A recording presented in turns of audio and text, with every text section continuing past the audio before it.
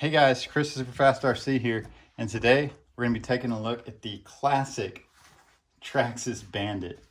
I've had this for a few years. I'm sure y'all have all seen the unboxing for it. It was a little goofy, and I was just so excited to get it out of the box. It's something so cool and so old that was new to me. So I never had one of these back when I was a kid, but I always wanted one. So I picked this up on eBay probably 5 years ago now, and it's been sitting in the box ever since. The super cool coloration too, the purple, kind of rare. You see these more in the silvers and the blues. I don't think they made as many purple ones, so definitely cool to find that coloration. The wheels they have on this thing, these are super hard at this point. I mean, the tread compound's pretty much like an ultra hard compounded now, but the step pin tire, they're definitely, I mean, look at it. That is the definition of a step pin tire. So yeah, definitely gonna get you great traction on most surfaces that you're gonna be running this thing on, and not gonna be super competitive with this even if you were racing it, but at this point I think people just collect them. So to get the body off on the Bandit, kind of a pain in the butt. You've got to pull this wing out. This has always been a dumb design from Traxxas. I never really liked it. But you pull the wing out, it's kind of a friction fit thing going on there in the shock tower, the rear shock tower. Then the body just kind of lifts off. I don't have this taped up, so I have to kind of thread it through so I don't break the antenna. So there we go, body's off. And what do we have here? So under here, we're gonna have the Traxxas 2018 Servo. We can see that there. There it is, the 2018 analog servo.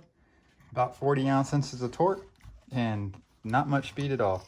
But it gets the job done, and that's all we had back in the day, really. Receiver unit, so there it is. It's the Traxxas 2015 receiver. This is sporting the green crystal.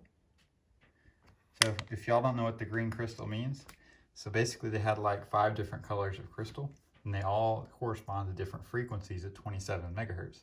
So if you had a buddy and you wanted to run them together, you would have to have a different crystal. And the different colorations of the body with the Traxxas, they would give you different crystals. So there was like a blue, a red, a yellow, silver, and a green. And if you wanted to run with your friends, you had to have a different color car, or you had to buy a different crystal so you could run with them.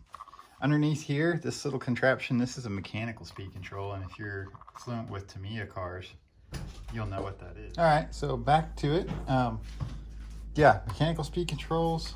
If you're familiar with Tamiya vehicles, you'll know what that is. Basically a servo and a potentiometer right there, and it uses these resistor packs, and in conjunction with all of that to make electricity control the motor in a proportional fashion. It's got a certain number of steps in here to kind of make it feel proportional, but it's not entirely proportional. It's got some, it's kind of notchy, but the Traxxas one is a lot smoother than a lot of the Tamiya ones. So Stinger 20-turn motor. I think the only vehicle that Traxxas retains the Stinger in now is the Blast boat. But it's a good motor. It does run hot if you put bigger tires on or change the gearing. It's basically meant for this setup, and that's pretty much it. 6-cell nickel metal hydride or NiCad pack. Anything else and you're gonna burn something up. Yeah, not really much to it, and there really hasn't been changed from this platform to the current Bandit platform. The only minor differences are going to be the plastics, of course, now with the new gray plastics. Some additions, you get the black plastics back. On the VXL models, you're going to see hex hardware versus all standard chrome hardware. On the newer vehicles, mostly all of them, you're never going to see these white output yokes. You're going to see the black, what is it, the glass fiber reinforced ones. These are more of a Delrin part, and they fail with any power that's much more than this. So if you're in the process of upgrading an older platform like this, this is going to be something you upgrade in conjunction with the plastic idler gear that resides in this transmission. They used to make the aluminum idler gear. I think they pretty much discontinued that now and moved on to the whole steel transmission that you see with the VXL, and now it's in every edition of the car. But this one is going to have an all plastic gear train, basically meant for this 20-turn brush motor, and that's about it. So a lot of upgrading if you were to brushless this platform. A lot of things you have to change.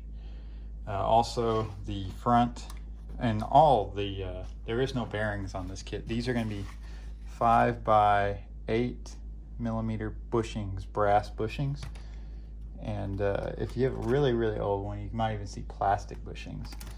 But these are the bronze oil light bushings, and they are 5 by 8 millimeter. So if you go straight to 5 by 8 millimeter bearings, they're not going to last very long. They're just not meant for the stress that the axles put on them, and they blow out pretty easily. So basically you need to upgrade all the carriers on this model to 5 by 11 millimeter ball bearings, like the newer kits. The newer kits still come with bushings, but they are 5 by 11 millimeter, which can take a direct upgrade to ball bearings, and you're not going to have any issues with them. So the original Bandit, not much to it other than that. Like I said, this is a survivor of the first generation, and as with all first generation Traxxas vehicles, you get the Traxxas top qualifier radio remote, 27 megahertz, 8 batteries, and a really long antenna that I don't have installed. So other than that, guys, there's not much to it. This is a great classic model, and it's still in production today, just not in this exact configuration with the old step pin tires and the classic body. And of course the mechanical speed controls. Nobody has those anymore. Unless you buy a Tamiya, then you get a mechanical speed control. But I think as far as aesthetics go, I like this design more than the current one. And that might just be because I'm a 90s kid and I like this kind of style with the racy graphics and the kind of tears and rips, kind of hard rock heavy metal look to it. But yeah, guys, this is the first generation Traxxas Bandit, kind of an overview, not really a review, because like I said, I'll never run this car. But if you ever want to know what the box looks like, here it is. Let me see if I can't zoom out any further. There's the box, and there is the car. Anyways, guys, dropping stuff. Once again, guys, thanks for watching, and this has been Chris Superfast RC. We'll see you in the next one. Bye-bye.